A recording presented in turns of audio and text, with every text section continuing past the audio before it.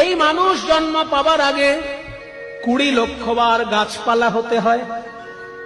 আম, জাম, জামরুল কত গাছ হয়েছি, মুক্তি পেলাম কবে জানো?